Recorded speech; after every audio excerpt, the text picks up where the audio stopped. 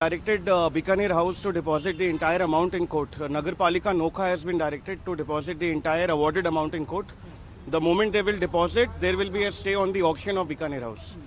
कहने का मतलब ये कि अगर जितना भी इन्वायरो इंफ्रा क्लेमेंट के फेवर में अवार्ड आया था, अगर ये कोर्ट में जमा करा देते हैं एक हफ्ते के भीतर in a form of the FDR fix deposit receipt के तहत, तो कोर्ट बीकानेर हाउस को ऑक्शन नहीं करेगा।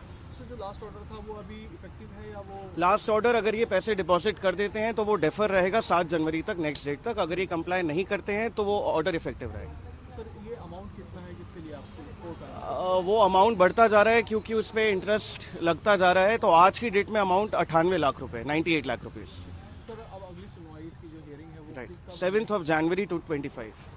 सर एक्चुअली क्या मैटर क्या था, किस लिए आपको आर्बिट्रेशन में जाना पड़ा, क्या इशू था? मैटर ये था, जो इन्वायरो इंफ्रा इंजीनियर्स लिमिटेड है, ये सीवरेज ट्रीटमेंट प्लांट की कंपनी है। इन्होंने नगर पालिका नोखा राजस्थान के लिए काम किया था 2011 में, जिसका टेंडर स्टेट ऑफ राजस्थान ने किया था वहाँ की म्यूनिसिपल बॉडी के लिए।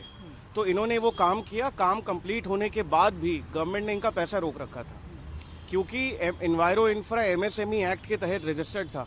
तो उन्होंने दिल्ली में यहाँ पे आर्बिट्रेशन चालू करी, यहाँ उनके अगेंस्ट अवार्ड आया।